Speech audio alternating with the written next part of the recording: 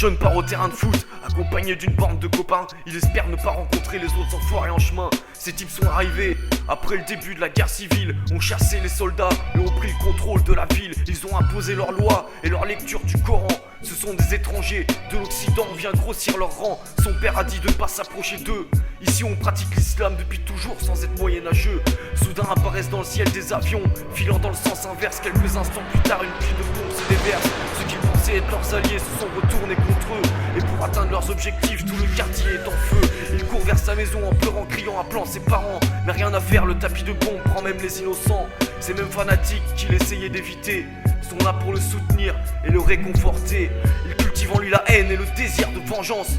Lavage de cerveau puis drogue met un terme à son enfance. D'abord affecté à des tâches de maintien de l'ordre, il partira dans les régions voisines pour y semer la mort. Fanatisé sous l'effet du Captagon, comme dans un film il assiste et participe aux pires exactions. Esclavage, viol, lapidation, c'est la soi-disant loi de Dieu qu'il met en application.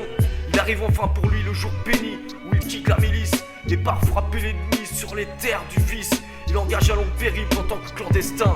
Il rumine sa vengeance et se prépare à son destin. Tous autant qu'ils sont, ils seront frappés du châtiment divin, puisque la perversion s'est immiscée au plus profond de chacun. Il retrouve sur place des djihadistes européens qui lui feront part de leur connaissance du terrain. Il ne touchera pas d'innocents mais seulement des mécréants qui ont choisi ces mêmes dirigeants qui ont fait tuer ses parents. Le jour J arrive, il vise, il tire, il épuise ses munitions, tire une dernière fois, Dieu est grand et actionne le bouton. Pour le tout-puissant, sa terre, les parents qui ont été tués, à ce moment précis, il se dit que la roue a tourné.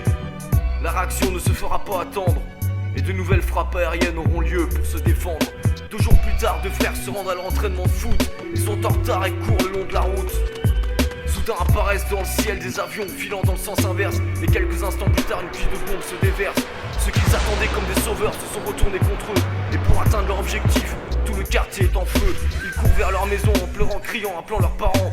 Mais rien à faire, le tapis de bombes prend aussi les innocents. La roue tourne, l'histoire se répète, ça tourne en rond. La roue tourne et ça tourne toujours mal pour les populations.